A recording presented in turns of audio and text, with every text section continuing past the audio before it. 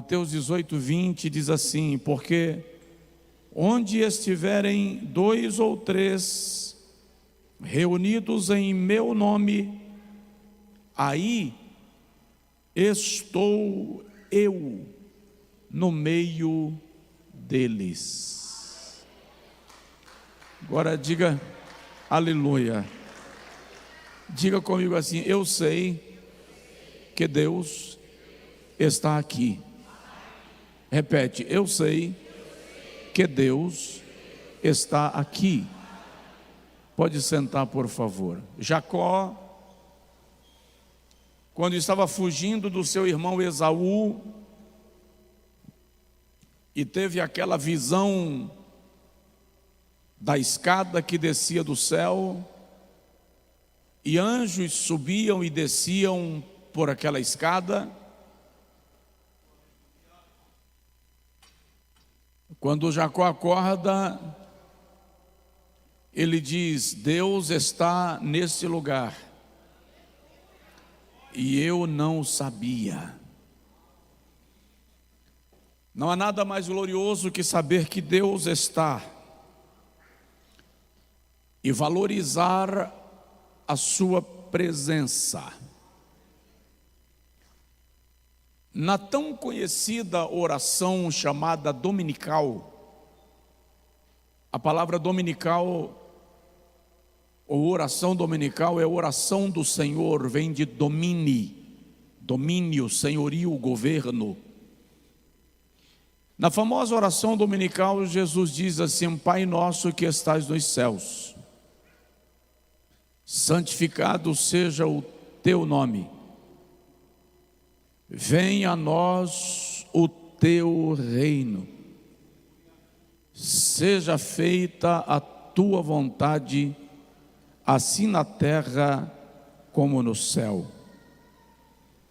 Nesta famosa oração, Jesus destaca o sujeito da oração: Deus.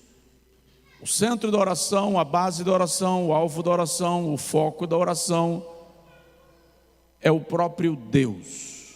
Mas há um diferencial nesta oração. Jesus se dirige a Deus nesse texto na segunda pessoa da conjugação do verbo. Parece não ter muita importância, mas tem, porque os judeus sempre se referiam a Deus na terceira pessoa, porque eles entendiam que Deus jamais poderia ser tratado como um ser acessível, pessoal. Deus não poderia ser tratado como alguém com quem eu posso me comunicar, eu impuro, pecador. Ele é santo, é perfeito, é grande. Então os judeus, pelo extremo zelo e o cuidado de não blasfemarem contra o nome de Deus, sempre se referiam a ele na terceira pessoa da conjugação do verbo. Quando Jesus faz esta oração e ele traz Deus para a segunda conjugação do verbo, pode não parecer nada, repito, mas na verdade Jesus está trazendo Deus para perto. Jesus está dizendo que Deus não é um ser distante, que Deus não é um ser inacessível, que a sua presença está perto de nós. Então diga comigo: Pai nosso.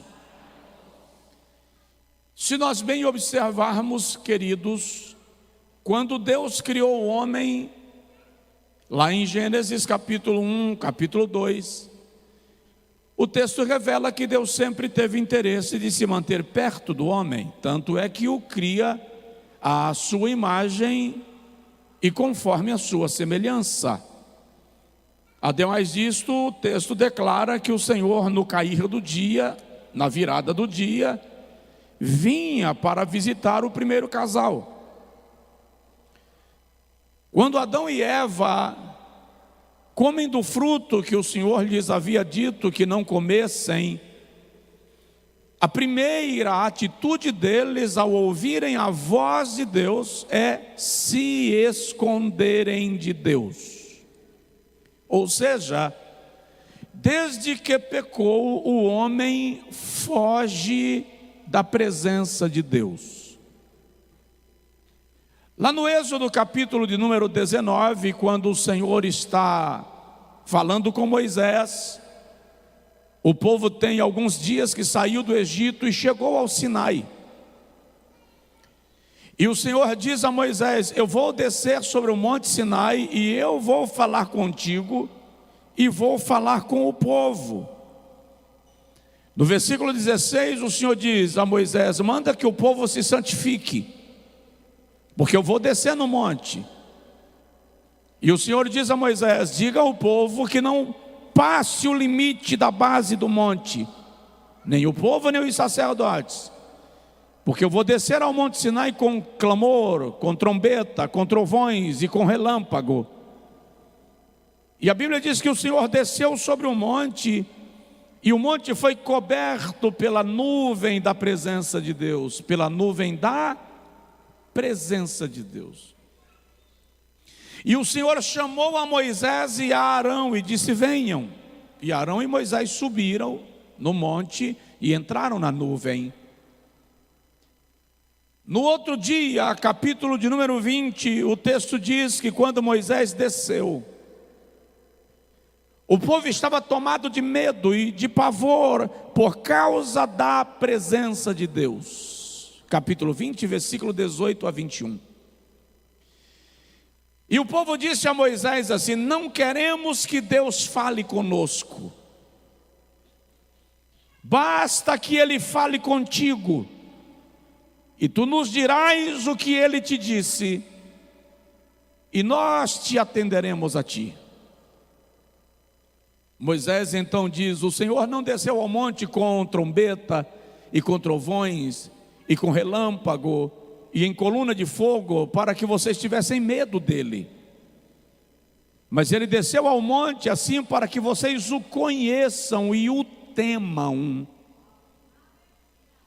Mas o povo diz: não, Moisés, fale Deus contigo, e tu nos comunicarás o que o Senhor te disse, e nós te obedeceremos.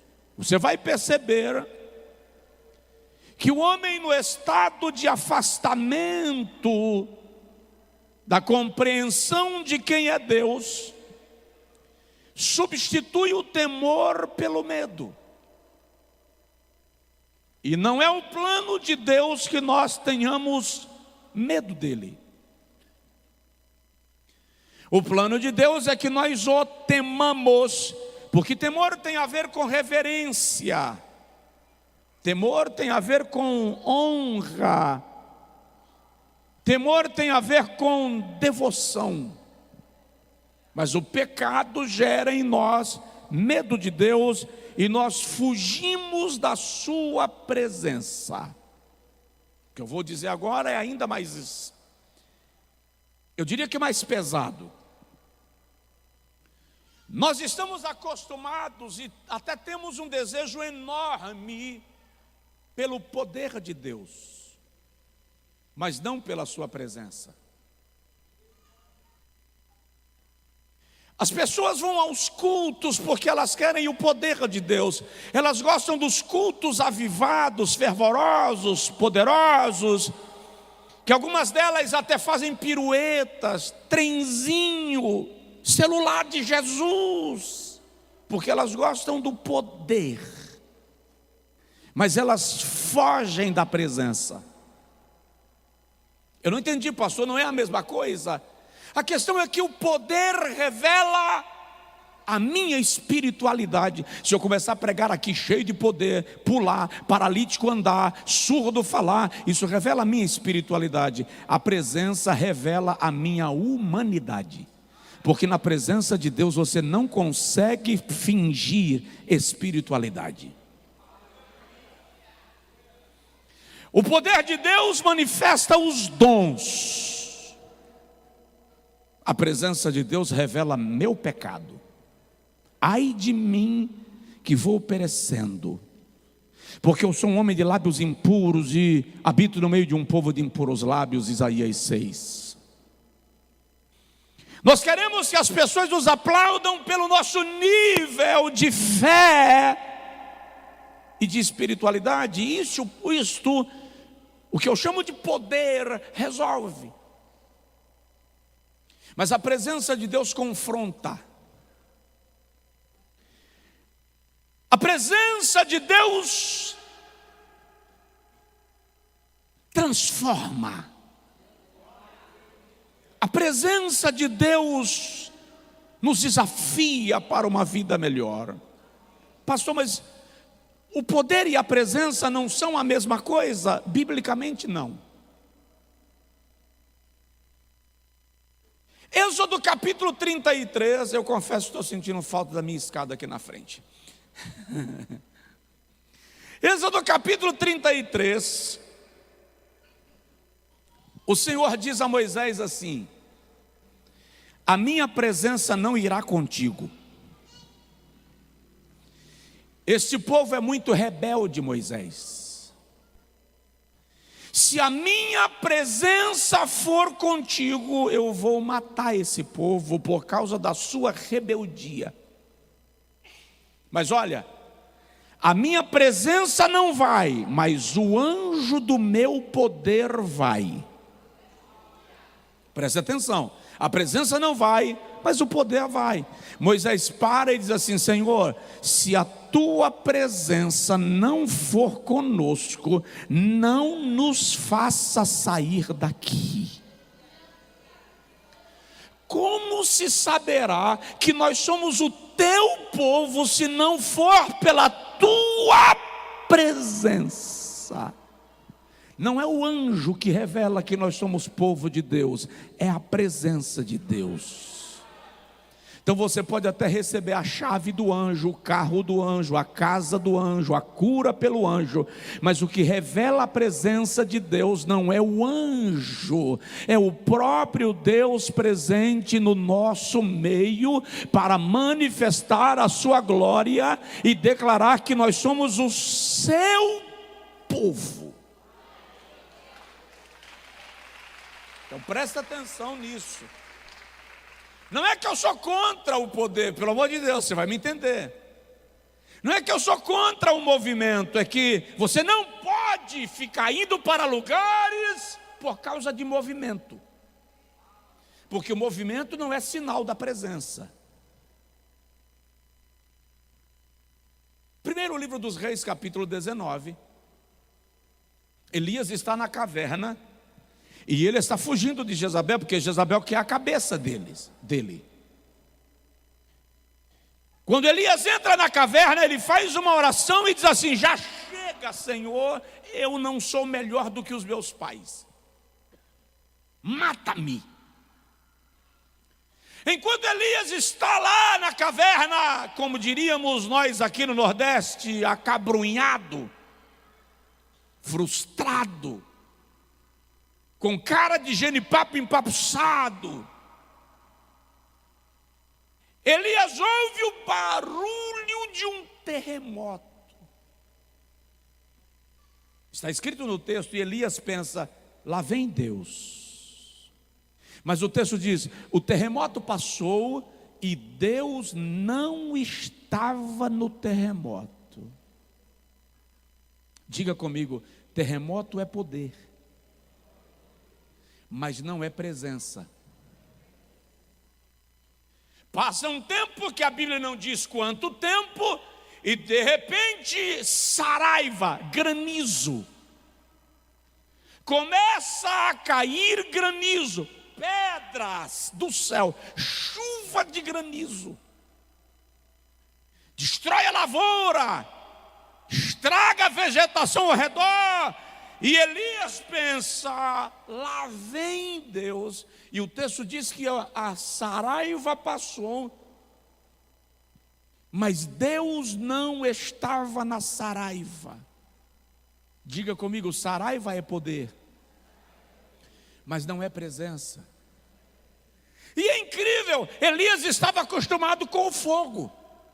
Se eu sou um homem de Deus, desça fogo do céu. Senhor manifesta que tu és Deus em Israel, e o fogo desceu. Então agora lá vem fogo no deserto. E Elias pensa, lá vem Deus. Aí o texto diz que o fogo passou e Deus não estava no fogo.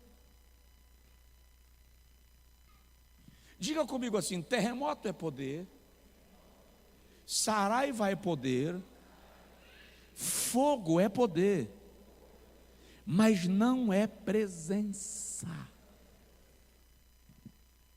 De repente a Bíblia diz que há uma bonança e o silêncio. Aí Elias ouve da entrada da caverna a voz que diz: que fazes aqui, Elias?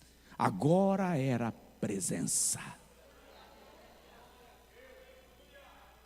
Nós precisamos almejar mais a presença de Deus do que o poder, porque com base nesses textos, poder não é presença, mas a presença sem dúvida traz o poder. Então, a nossa paixão precisa ser pela presença de Deus. Não adianta virmos aqui de domingo a domingo, toda terça, ouvirmos palavra de Deus, pregação, louvores lindos, e não tomarmos posicionamento pela presença de Deus. Para boa parte dos cristãos, igreja virou hobby. Para outros, é desencargo de consciência. Uma vez por semana eu vou lá, cumprir a minha meta. Até porque nós somos uma nação de tradição católica. Então ir à igreja uma vez por semana é regra cultural. A questão aqui é que, se nós não tomarmos posicionamentos que nos façam desfrutar a presença de Deus, não vai mudar nada.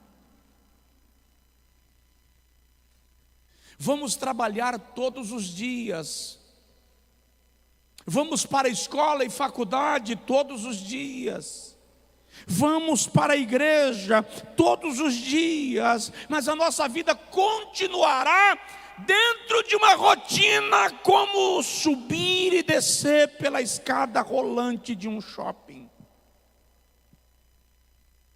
Então, como eu faço para atrair a presença de Deus para a minha vida?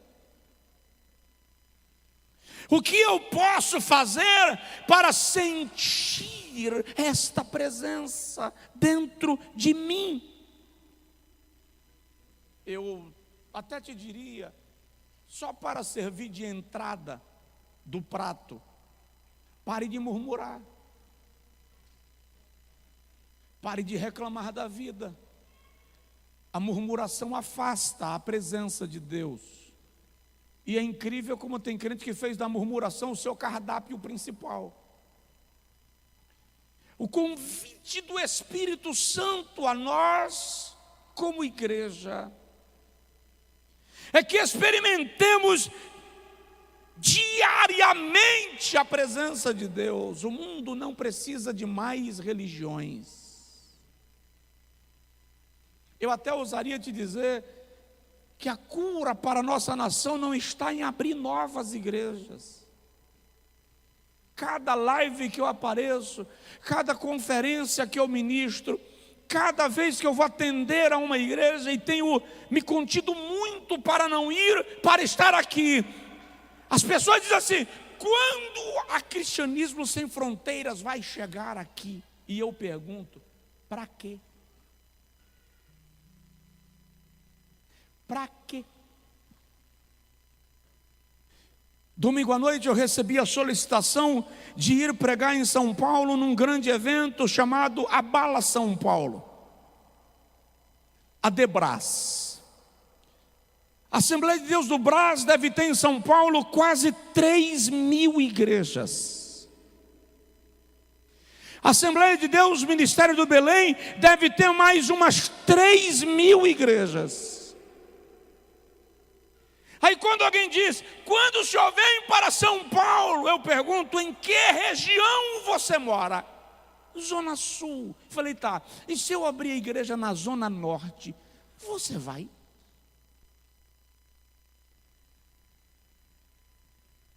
A questão não é mais uma porta. A questão é se as portas que estão abertas permitem Deus estar lá.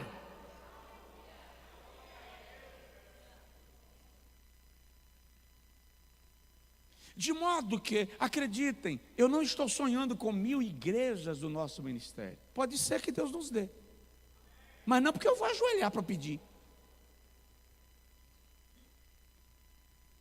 Feira de Santana tem centenas, quiçá, milhares de templos.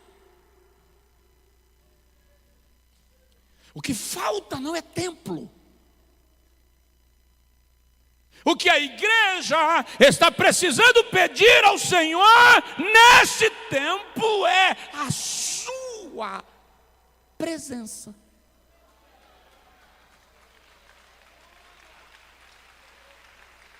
A gente canta, nós temos os melhores instrumentos nas igrejas. A questão é se a presença de Deus está lá. Me lembro, me permita falar disso, de uma igreja que era uma igreja racista. Pessoas de pele morena não podiam congregar nela, elas não gostavam de pessoas de pele morena, pessoas pretas. E um dia um irmão de pele morena chegou para o pastor daquela igreja e disse, meu sonho é congregar aqui. E o pastor disse para ele, irmão, desiste. Outras pessoas já tentaram e não conseguiram, o povo aqui não gosta de gente da sua cor. O irmão falou assim, olha pastor, eu vou orar e Deus vai resolver isso para mim, mas eu vou congregar aqui. Passadas umas semanas, o irmão chegou para o pastor e disse, orei e Deus falou comigo. O pastor disse, aí, o que é que Deus disse? Deus falou comigo que é para eu desistir de congregar nessa igreja. O pastor disse, está vendo? Até Deus já falou contigo que não dá certo. O irmão falou, mas Deus me disse, por quê? Por quê? Ele me disse que ele também tentou congregar aqui e não conseguiu. Entende? Há ambientes que Deus não entra. Não se engane. Não se engane. Então, o que eu posso fazer para atrair a sua presença? Deixa eu falar algumas coisinhas rapidinho. Mas coloca no seu coração, pelo amor de Jesus, para atrair a presença de Deus, eu preciso de um coração voluntário. Primeiro, Deus não se manifesta em vidas e em pessoas que o servem por medo ou por força. Pessoas que para servirem a Deus, para virem para o culto, para adorar, para desenvolver o ministério, para fazerem as coisas, querem ser dengadas, bajuladas. Eu não estou falando do fraco que precisa de ajuda. Eu não estou falando do desanimado que precisa de uma palavra de impulso. Eu estou falando do crente viciado em ser centro das atenções.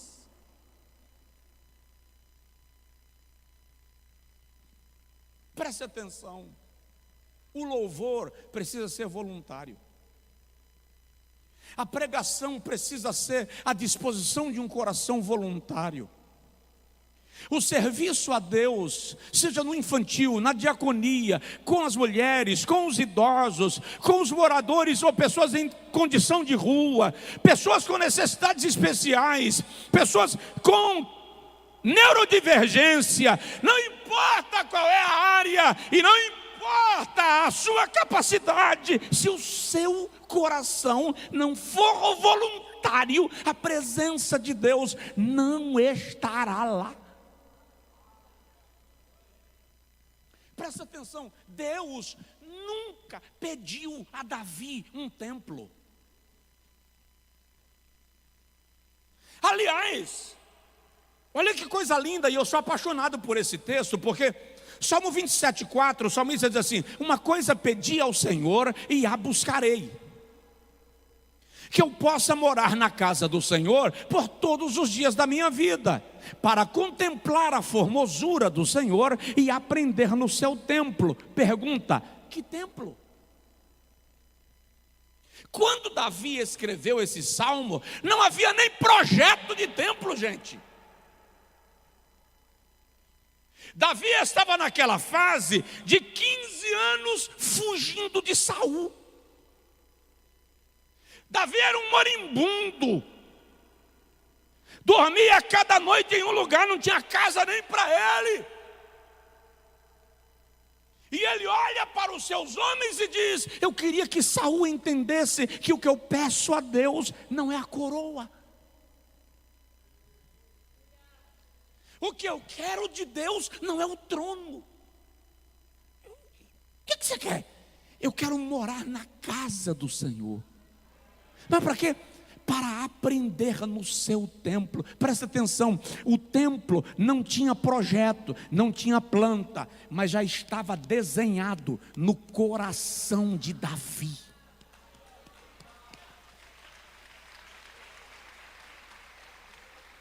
E aí Jeová olha e diz assim: eu não vou deixar Saul pegar esse camarada, ele vai me honrar. Quando Davi conversa com o profeta Natã, segundo Samuel, capítulo de número 7, e ele diz a Natã: eu vou construir um templo em Jerusalém para Deus. Natã disse: vai, porque Deus está nesse negócio. Quando Natã chega em casa, Natã é o profeta, é o vidente. Quando Natã chega em casa, Deus fala com Natã assim: volta e diz a Davi que a palavra que tu destes a ele não fui eu quem mandei, foi tua. Eu não quero que Davi construa um templo para mim. Eu não habito em templos feitos por mãos humanas.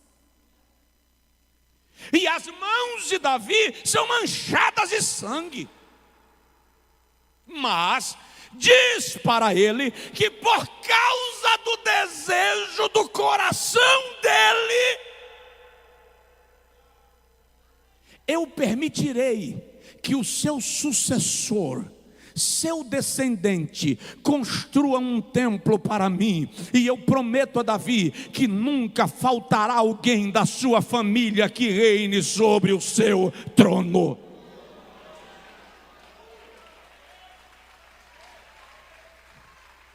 É por isso que quando o anjo vai conversar com Maria, em Lucas capítulo 1, ele diz assim: Deus lhe dará o trono do seu pai Davi. Deus não pediu um templo a Davi, foi um ato voluntário, foi disposição dele. E ele diz em 2 Crônicas 29:4: porque eu amo a casa do meu Deus.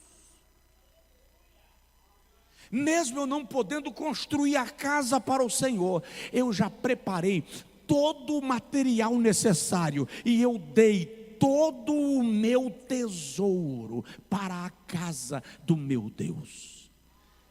Voluntário.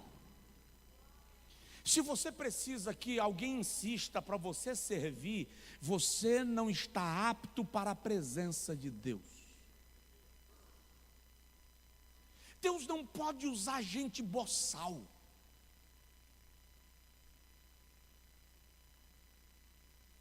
Então, coração voluntário atrai a presença de Deus.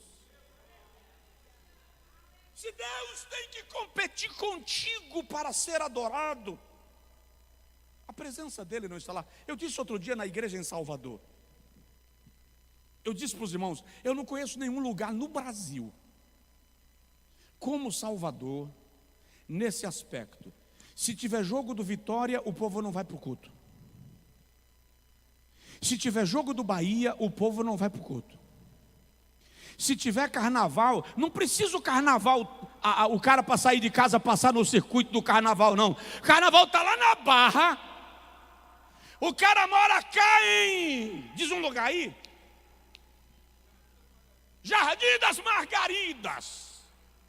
Tem nada a ver com carnaval. Ele não vai para o culto, porque é carnaval.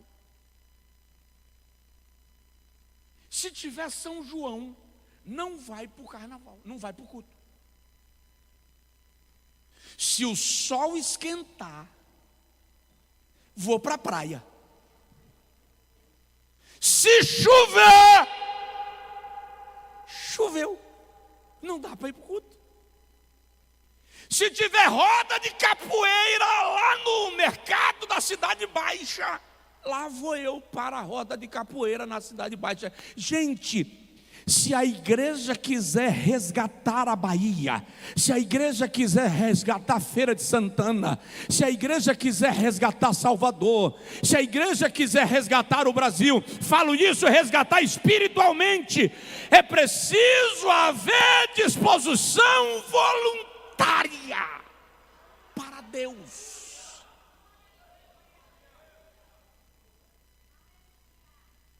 Então, se para você ir para a igreja virou uma tortura, pode até ser sacrifício, porque a gente veio trazer sacrifício, mas se virou uma tortura, tem alguma coisa errada com a sua vida espiritual e concepção de vida cristã.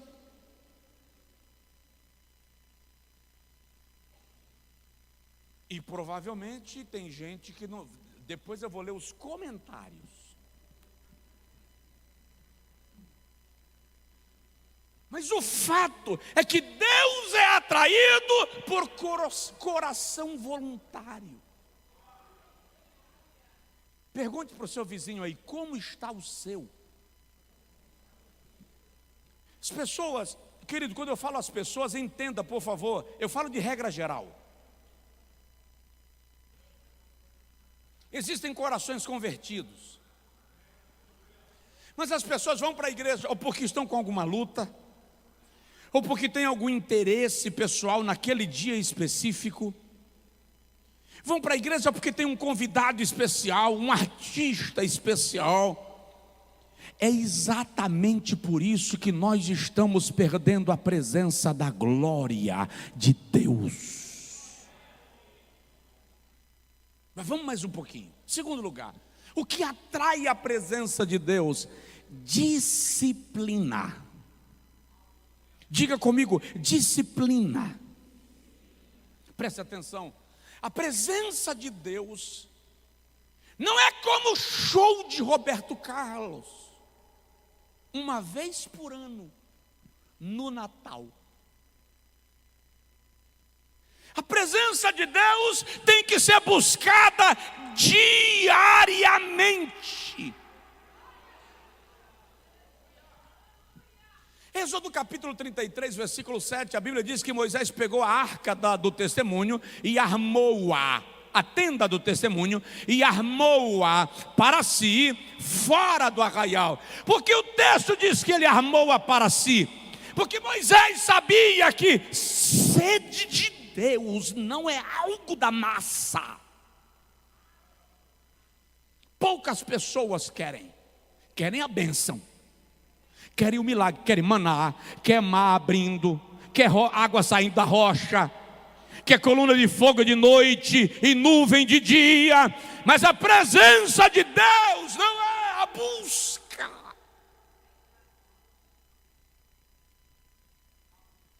Como dizer que somos de Deus se a sua presença não é a nossa prioridade? Moisés pegou a tenda e armou-a para si, fora do arraial. Aí o texto diz: todo aquele que queria buscar a face do Senhor ia à tenda do testemunho. Agora observe, o Senhor diz a Moisés: eu vou mandar maná para o povo. Fala comigo, maná. A palavra maná vem do hebraico manhu, que significa: que comida é esta? Era um prato desconhecido. Aí o Senhor diz assim: o maná vai cair no deserto e o povo vai se alimentar. Só que a Bíblia diz assim, o Senhor diz: não pega para o outro dia. Você vai colher o maná diariamente. Todo dia vai cair maná e todo dia vocês virão colher maná. Aí o Senhor diz assim: no sexto dia da semana, sexta-feira, colherás o maná para esse dia e para o outro dia, porque não vai cair no dia sétimo. Mas a Bíblia diz que o povo não acreditou, o povo ficou desconfiado, como se dissesse assim: e se não cair de novo? Aí teve gente que pegou e juntou e guardou para amanhã. Mas aí o texto diz que quando eles foram pegar para comer amanhã, estava cheio de vermes, apodrecera. Foram colher maná. Aí eles disseram assim: rapaz, vai que der errado, então vou comer hoje, por hoje e amanhã. Sabe aquele dia que você vai jejuar e você diz assim: hoje eu vou comer um pouquinho mais, que é para amanhã eu aguentar? Presta atenção, não muda nada, talvez até piore sua situação. E a Bíblia diz que eles comeram tanto que saía pelas narinas. Sabe o que é isso? Vomitaram, deu congestão. Por que o Senhor queria que eles colhessem maná todo dia? Olha para mim. Porque a busca pelo Senhor é diária.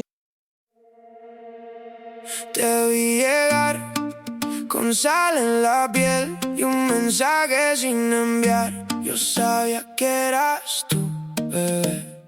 Tu risa me pegó como la en el muelle y en mi pecho quedó tu nombre girando fuerte. Dime si te vas o te quedas aquí, que yo ya no sé vivir sin ti. Y si me miras así, se me rompe la fe. Yo caigo otra vez, otra vez. Brisa en tu boca, brisa en tu boca, me deja loco cuando me... I almost said it on the way back home, but the words got stuck in my throat. You looked at me like nothing was wrong, so I let it go. We laughed about some random thing, like we were slowly fading out. Funny how we both can feel it, but never talk it out. It's always easier pretending than watching something end. We keep the peace in silence, like it's a better friend. I almost said it, but I didn't. Now it's hanging in the air. We act like nothing's different, but it's everywhere. I almost said it.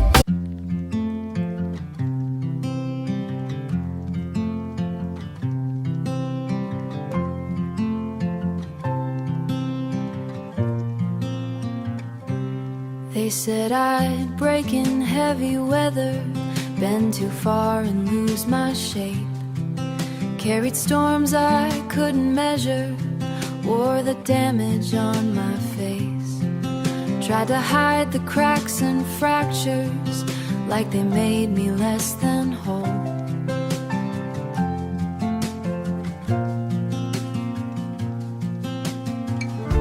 But every line just traced the map of everywhere I've grown. I was waiting for us.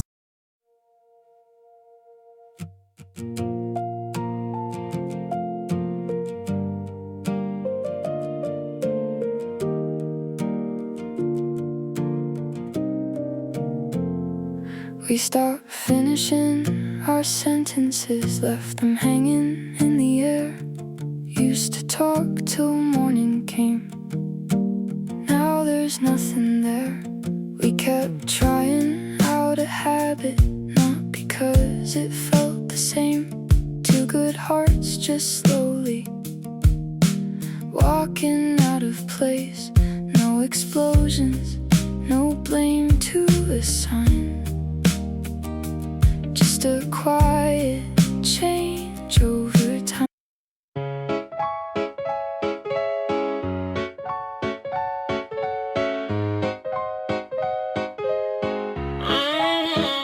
I wake up tired before the day starts. Coffee cold, same loop, restart. Everybody moving like they got a map. I'm just trying not to collapse. Notifications feel like pressure. Even silence got weight now. Smiling just to look better while I'm falling through the crowd. They say you're doing fine, just keep it up. But they don't see what it costs. If this is what it takes to win, I think I'm already lost. I got a burnout halo glowing under broken sleep.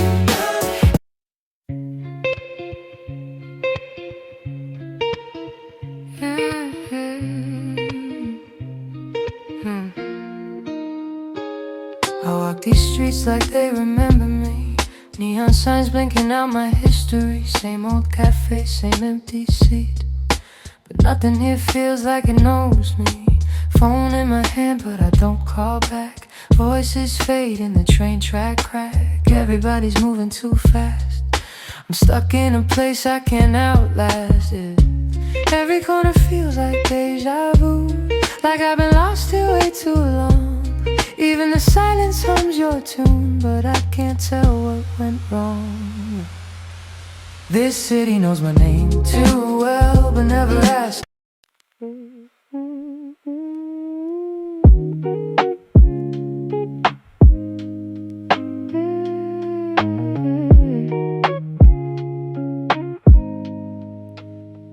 I was broke with a dream in the ballroom. Now I'm paid, but I barely got space to move. Numbers climbing like they got a life of their own. Funny how it feels quieter when you're known. Used to pray for a check just to pay my dues. Now I'm checking my soul, got less to lose. Every dollar got a story I can't erase.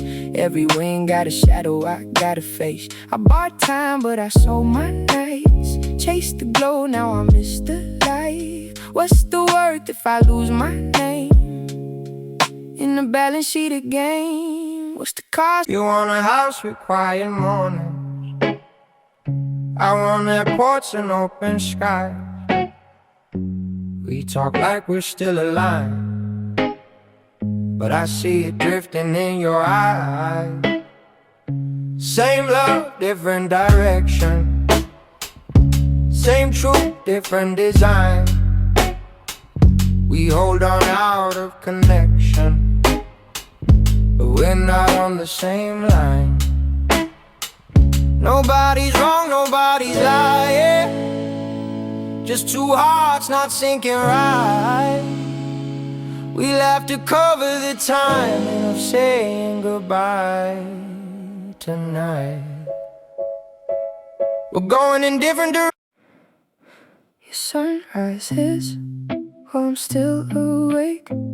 Different clocks, same ache. I trace your name on a fogged up screen, like it might close the space between. Late night calls with a fragile line. Your laugh arrives just out of time. We talk like we're in the same room still.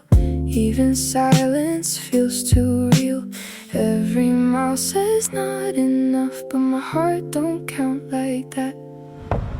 Love flies farther than the miles, through the dark, across the time. Every second draws the line. Back to you, back to you. Even worlds we can't align. I post a pic like I'm alright. Perfect light, perfect fake smile, but my room still feels too quiet when the screen goes black at night. People People say I look so fine, like they know what's on my mind. Double tap, don't read between lines. It's just noise to pass the time. I laugh in stories, not in real life. Feels easier to pretend. If I disappear for a while, would anybody even notice then? I got an offline smile that nobody sees but me. Online I look so alive, but that's not who I really be. I'm scrolling. You still ask me how I slept last night. Still leave tea by the counter light. But something in your voice feels far, even when you're standing right by. We talk about the weather first, like we forgot how hearts converse. Every word is soft and careful, like we're scared to make it worse. No fight, no storm, no breaking glass, just silence growing thick so fast. Two people learning how to stay while slowly drifting away. We're quietly falling apart. No thunder, no visible scars, just love turning into habit. And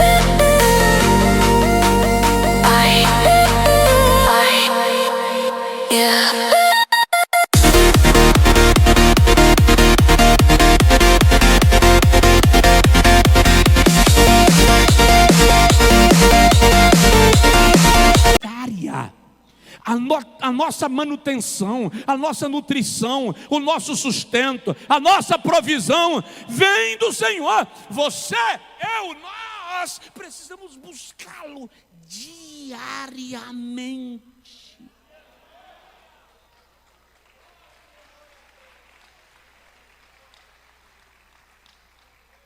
Fala com seu vizinho aí, todos os dias.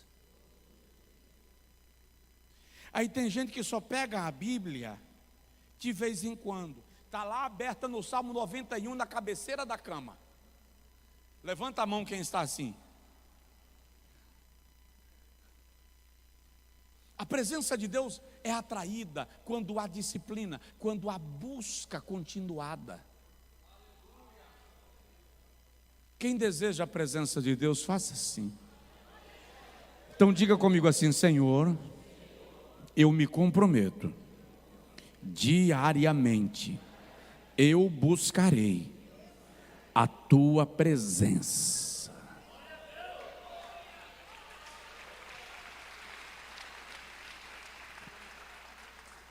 Aí o camarada passa a semana inteira esculambando, passa a semana toda esculambando, conhece essa palavra, esculambar? Aí ele vai para o culto assim: hoje eu quero que o poder de Deus se derrame no culto. Quando o culto termina, louvor estava frio, pregador não estava inspirado hoje. O cara engoliu cerveja com farinha a semana toda, fumou até cipó de caipora,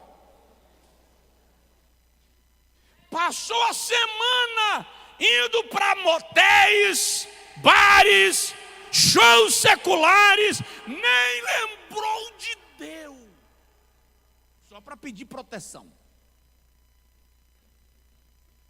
Aí hoje chega no culto, fala: Senhor,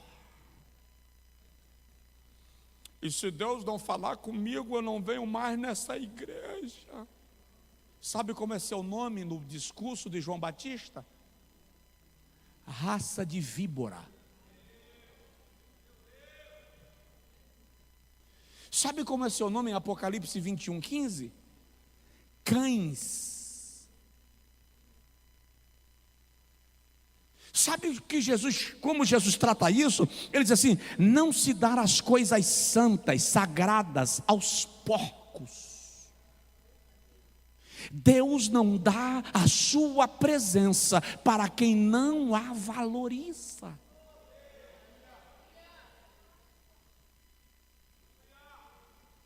Está tudo bem aí? Terceiro, se eu quero atrair a presença de Deus, eu preciso de unidade. Deus não se manifesta na casa dividida. A sua presença não estará no louvor dividido, no ministério dividido. A sua presença não estará no ambiente de conflito, no ambiente de partidarismo, no ambiente de facção. A unidade para o corpo de Cristo é tão importante, porque este é o desejo central de Deus. Jesus diz em João 17: eu rogo ao Pai que eles sejam um, como eu e o Senhor somos um. Eu fui convidado para pregar numa convenção do Brasil, uma certa feita, e quando eu cheguei lá, ninguém me conhecia. A internet ainda não estava com essa evidência de hoje. Então, eu parei o meu carro na lateral da igreja e entrei pelo corredor, porque eu não tenho facilidade de entrar na igreja pela porta da frente.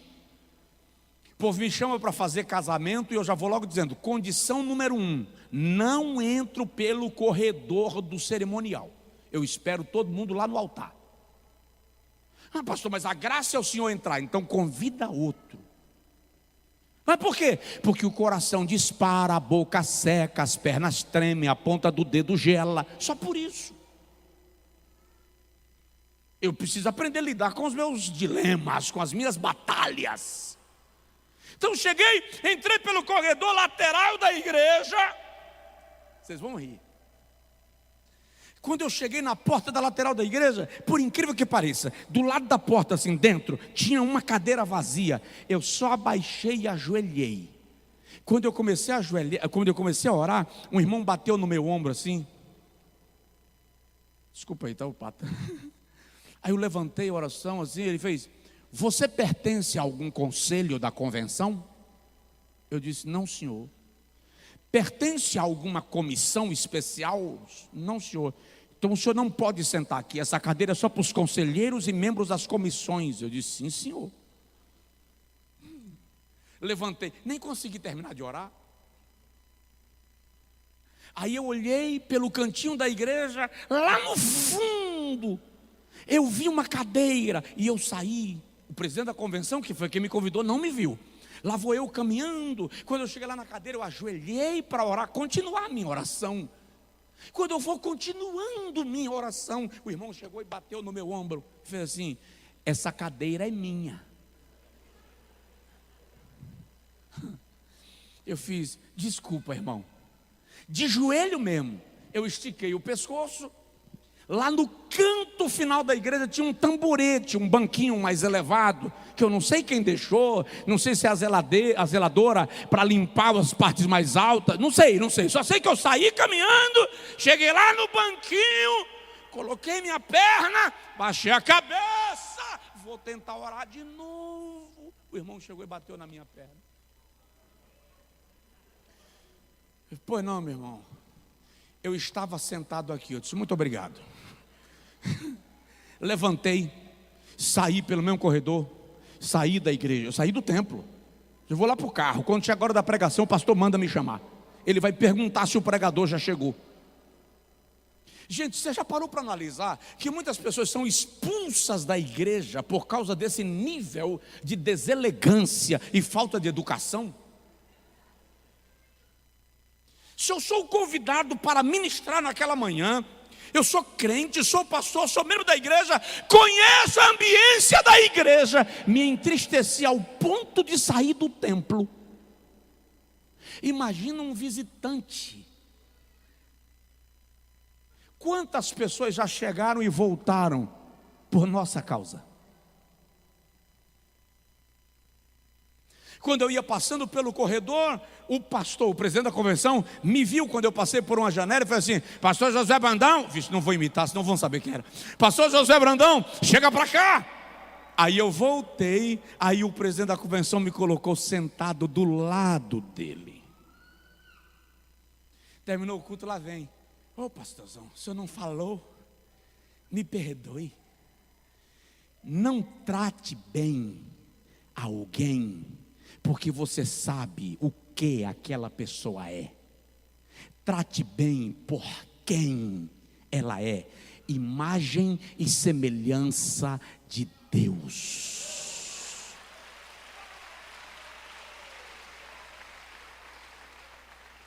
Uma hora dessa, Jesus pode se apresentar a você da forma que você jamais imaginaria Deus. E você vai tratá-lo mal, só porque ele não se parece com o luxo que você imagina. Aí naquele dia, preguei sobre o Salmo 133. Irmãos, por volta de meio-dia, desceu uma nuvem da presença de Deus. Pastores começaram a levantar e pedir perdão a outros pastores. Só para você ter uma ideia, estava prevista a divisão daquela convenção naquela assembleia daquele dia. E o Senhor quebrou o laço que estava armado, restaurou aquela convenção e aqueles homens. 3 horas da tarde tinha pastor no templo prostrado, chorando, sentindo a glória do Senhor, porque a presença de Deus é atraída pela unidade.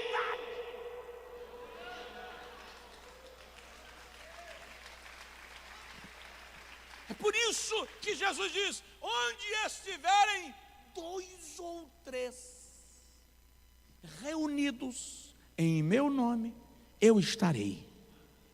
Estarei eu no meio deles. Diga amém. Vem uma pergunta básica: como é que está a sua casa? Dividida?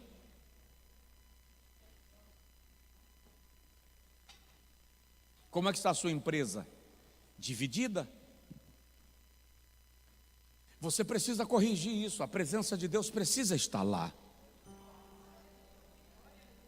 4º lugar, a presença de Deus é atraída por coração quebrantado. Olha bem para mim, porque o que eu vou falar é muito sério. Deus não vai a um lugar por causa da casa. Ele é atraído por quem está na casa. Tem muitos lugares luxuosos onde Deus não está presente.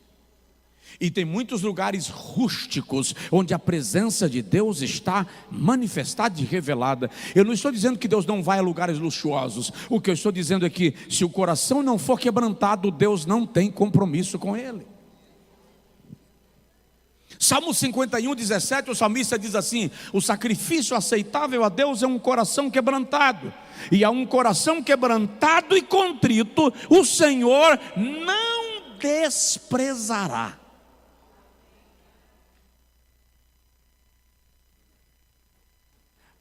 Coração quebrantado atrai a presença de Deus. Uma certa feita ele disse através de Joel: rasgai os vossos corações e não as vossas vestes.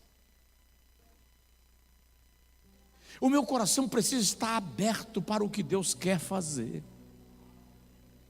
para aquilo que Deus está manifestando em meu favor. Você está me entendendo? Diga amém. Deixa seu coração ser quebrado pela presença de Deus. Sabe, muitas igrejas falam mais sobre dinheiro, prosperidade e riqueza do que da presença de Deus. E eu não vim aqui censurar, não. Sabe por que eu não vim censurar? Olha bem nos meus olhos verdes. Porque é disso que vocês gostam. É isso que vocês gostam de ouvir. que vocês vão ficar ricos, que se você der 10, Deus vai te dar 1000, que Deus vai te entregar a chave do carro novo. É disso que vocês gostam de ouvir. Eu estou pregando sobre a pessoa de Deus aqui há mais de um mês. Presta atenção.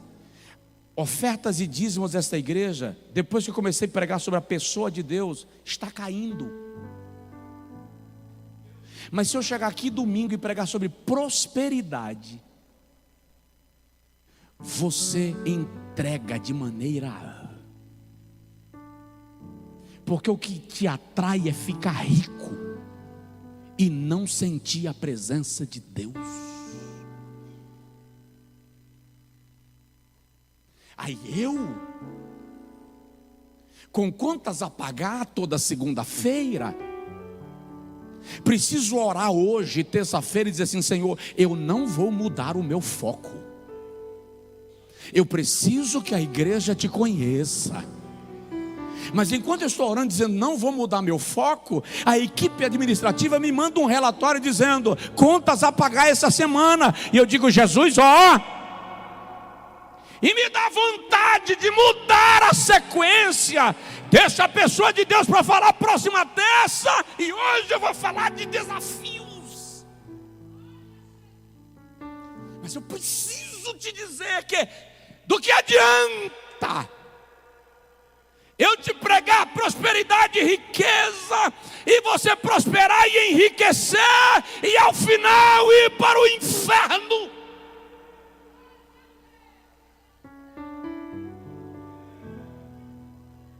E eu não estou dizendo que ricos e prósperos irão. O que eu estou dizendo é que riqueza e prosperidade sem conhecimento de Deus é tragédia na sua vida. Eu vejo na internet o povo criticando pastores que falam de prosperidade, mas é disso que a multidão gosta.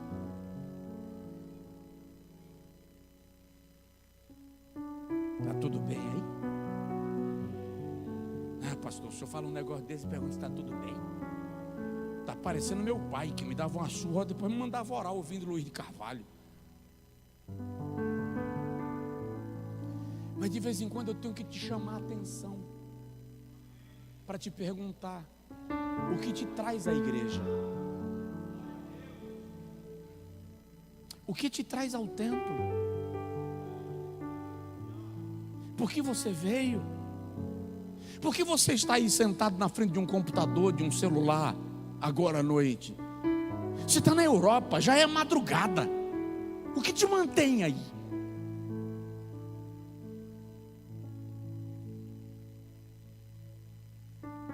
Se não é a presença de Deus a tua motivação, você vai se decepcionar. Você vai alcançar seus objetivos, porque é incrível. Muita gente procurou a Jesus só pelo milagre, e Jesus sabia disso, e ele não deixou de fazer o milagre. Mas aquelas que passaram a segui-lo ouviram a frase mais extraordinária da Bíblia: a tua fé te salvou. O que te traz a esse lugar?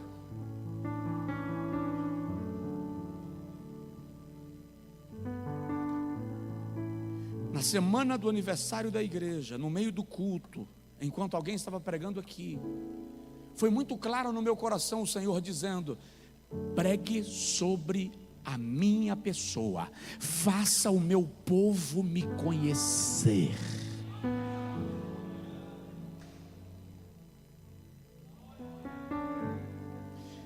Coração quebrantado, e eu preciso parar. Mas deixa eu parar falando mais duas coisas. Para eu atrair a presença de Deus, eu preciso valorizar a sua presença. Valorizar a tal ponto de falar com Moisés, porque o Senhor diz assim: a minha presença não vai, Êxodo 33. Mas o anjo do meu poder vai. Ah, o anjo? Quanta gente querendo o anjo. Aí Moisés diz assim: se a tua presença não for, não me faça ir. Valorize a presença de Deus. No dia da ressurreição, as mulheres foram para embalsamarem o corpo, João 20. Quando elas chegaram, a pedra que fechava o sepulcro estava removida. O corpo não estava lá. O anjo falou com elas: a quem buscais? Aquele que já vive dentre os mortos. As mulheres voltaram, está escrito assim: voltaram apressadamente para Jerusalém, mas teve uma que ficou. Me pergunte por que Jesus se manifestou depois da ressurreição primeiro a Maria Madalena. Por que não a João? Por que não a Pedro? Por que Maria? Porque as outras voltaram. Pedro e João estavam no cenáculo, mas João 20, 10 e 11 diz que Maria Madalena ficou no jardim chorando. Se você chorar pela presença de Deus, Ele vai se manifestar a você. Se você desejar a presença de Deus, Ele vai se manifestar a você.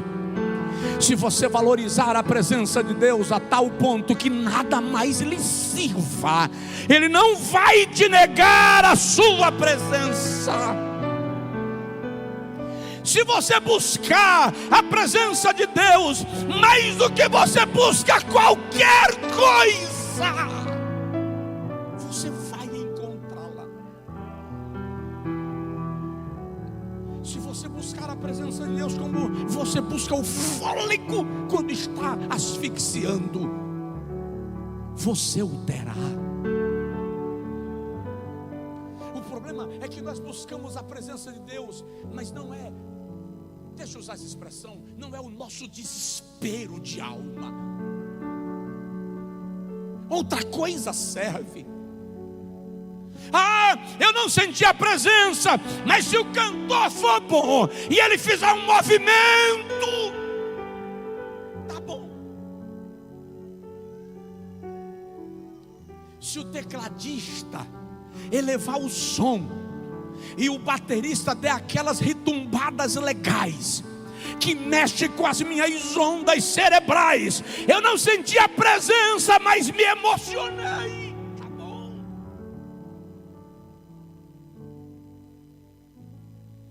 Se o pregador entender de neurociência e ele conseguir fazer manipulação de massa, eu não senti a presença, mas foi muito bom.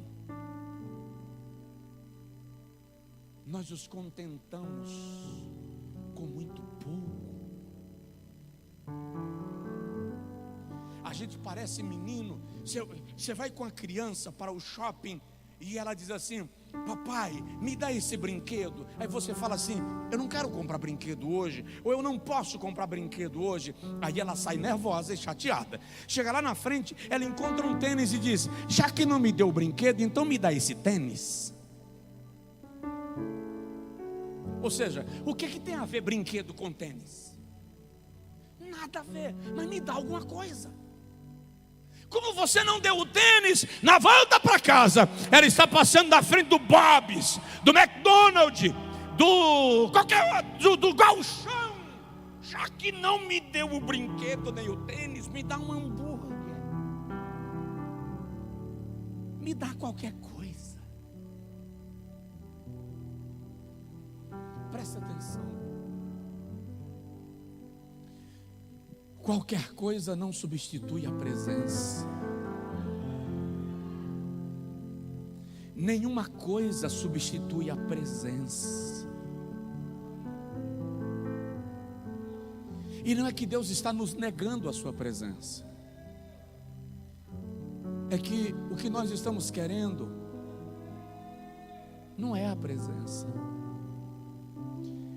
E eu tenho uma coisa para te dizer, que talvez você se decepcione. E se você se decepcionar, eu nem poderia dizer isso, meu Deus do céu. Mas não é orgulho. Mas ou você muda de mentalidade, ou muda de igreja, porque eu não consigo te dar essas outras coisas. Eu não sei fazer show. Sim, eu sei que Deus me deu uma boa oratória, mas eu não sei fazer manipulação de massa. Tudo que eu sei é esperar que a palavra traga a presença. Se você não der um glória, eu vou pregar o tempo inteiro com você calado, e quando eu terminar nós vamos orar e você vai para casa, e eu não vou dizer para você: dá glória a Deus, irmão, levanta a mão, me dá glória, e vou te bater porque você não deu glória. Não, não vai acontecer. Por quê? Porque eu quero a presença de Deus, porque eu tenho orado por esta presença, porque eu tenho pedido que essa presença seja tão extraordinária entre nós, em nós e sobre nós, que o cara vai passar lá na avenida e vai ser atraído para cá por causa da presença. Você vai estar no ponto de ônibus e alguém vai olhar para você e vai começar a chorar só porque olhou para você. Você está dentro do ônibus e alguém vai cair possesso de demônios só porque sentou do seu lado sem você dizer nada. Isso sim. Isto sim. Nós vamos começar a cantar, e o Espírito de Deus vai tomar os dedos dos músicos, a voz dos cantores, e a sua presença vai ser destilada.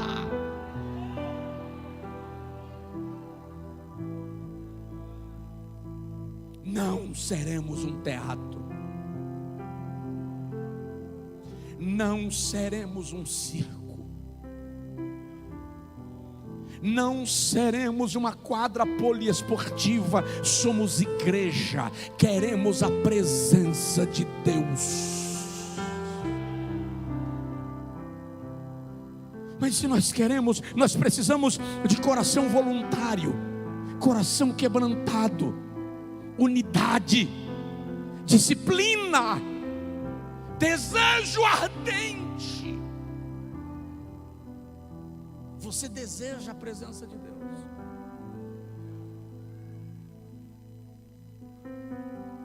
Deseja até que nada mais lhe satisfaça. Deseja até que nada mais lhe sirva. Deseja até que nada mais lhe encante.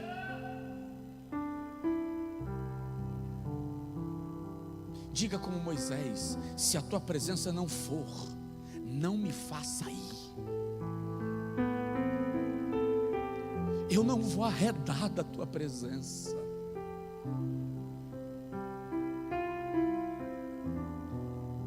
De que modo eu posso atraí-la, Pastor Josué? Pela adoração. Faça da sua vida uma adoração contínua. Adore a Deus no seu carro, adore a Deus no seu quarto, adore a Deus na sua loja, adore a Deus na sua cama, adore a Deus no banheiro, adore a Deus enquanto trabalha, adore a Deus em silêncio, adore a Deus enquanto se movimenta. Faça da sua família um instrumento de adoração. Olhe para a sua mulher e para o seu marido e adore. Olhe para os seus filhos e adore. Olhe para os seus pais e adore. Viva para adorar. Faça da sua alma uma harpa, faça do seu corpo um instrumento. Adore, adore, adore. Adore, adore até cansar. E quando cansar, adore mais. Como, pastor? O Pai procura verdadeiros adoradores que o adoram em espírito e em verdade.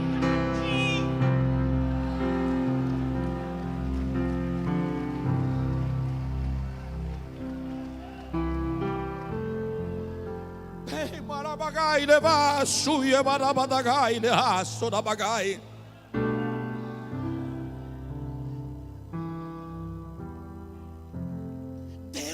Se manifesta onde Ele é adorado. Não cante por cantar, não pregue por pregar, Não cultue pelo hábito. Faça disto uma adoração. A adoração é tão importante, é tão preciosa, que Jesus disse: se vocês se calarem, as pedras se manifestam. Salmo 148 diz que até as minhocas adoram a Deus debaixo do solo. Não há nada que eu e você poderemos oferecer a Deus mais especial do que a nossa adoração. Quando você puder, dê uma brecha de 5 minutos no trabalho, sentado, deitado, em pé, apenas adore. Sabe aquela hora do almoço que você deita debaixo do caminhão, você que é mecânico, caminhoneiro, na sombra do caminhão, para respirar? Sabe aquela hora no escritório que você estende a perna só para espreguiçar? Sabe aquela hora na fábrica que você levanta e dá uma caminhada, desce do andame só para esticar os braços?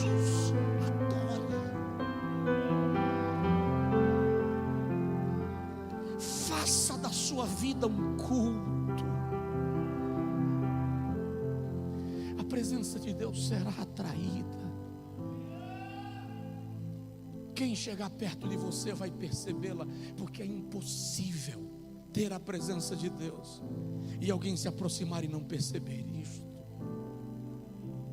Oh, igreja,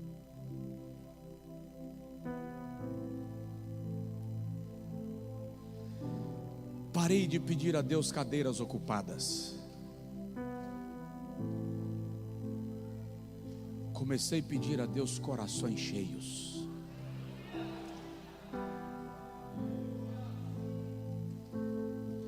Porque o que vai mudar a história não são megatemplos, são crentes cheios da presença de Deus. E não é que eu não quero cadeiras ocupadas, não é que eu não acho lindo um megatemplo, é que sem a presença de Deus é só carruagem da vaidade. Sem a presença de Deus é só autoafirmação, é só para provar para alguém que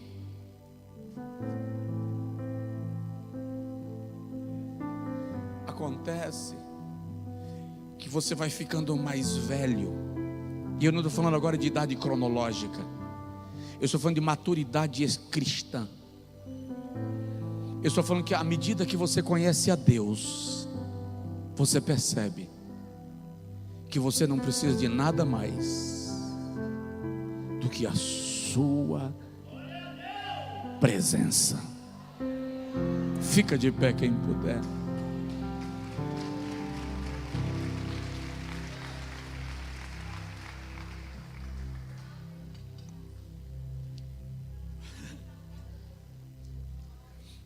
Deus é tão... Como Deus é extraordinário. Um dia desses aqui eu vou pregar sobre a importância espiritual do sono.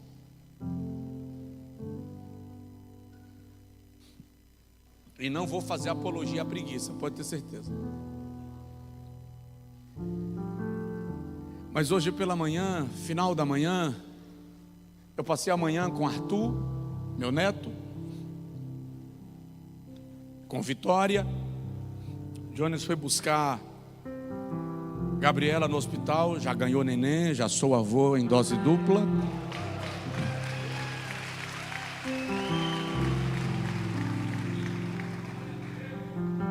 Aí a mãe falou assim: não é lindo, meu sogro? Eu disse: lindo demais. A cara do avô disse: obrigado pela parte que me toca. Mas vamos lá.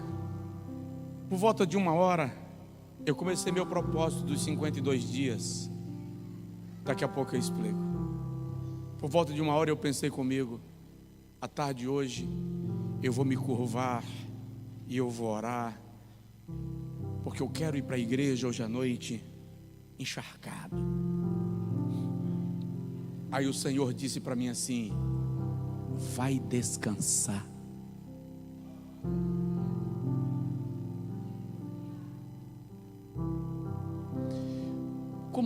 Deus, na sua presença, cuida de detalhes que você esquece.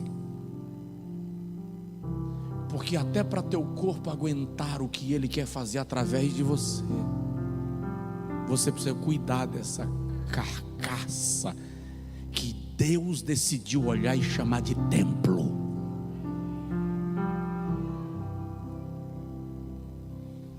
Então, em nome de Jesus, eu vou dizer como Paulo: rogo-vos pela compaixão de Deus, saia daqui esta noite decidido: eu quero a presença de Deus.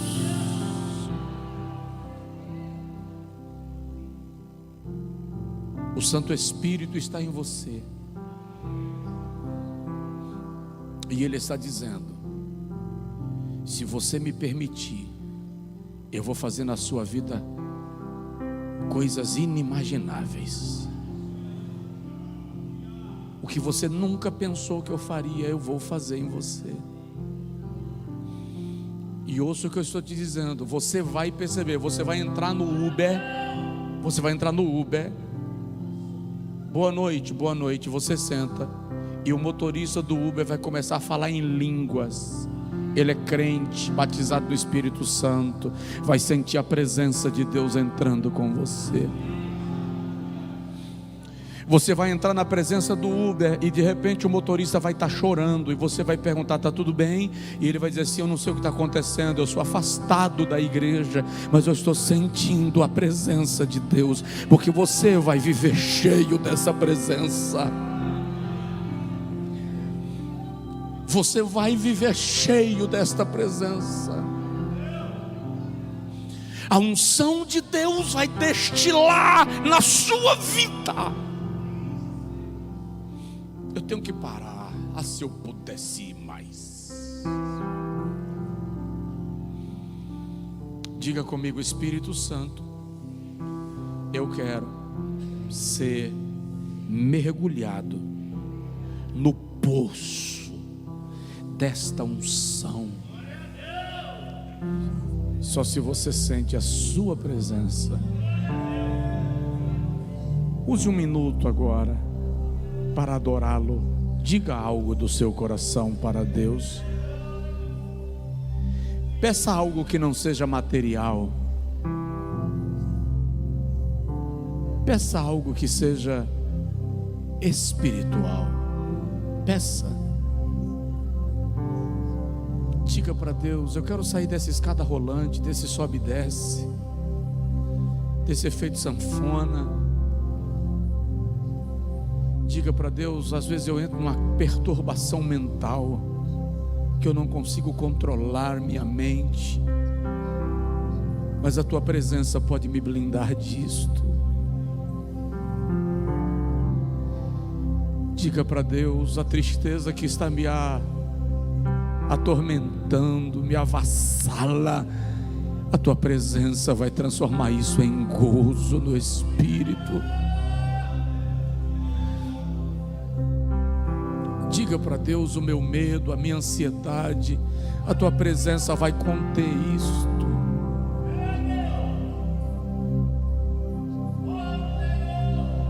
Diga para Deus: eu até aceito atravessar o oceano bravio, o mar bravio, mas eu não posso ir sem a tua presença no barco.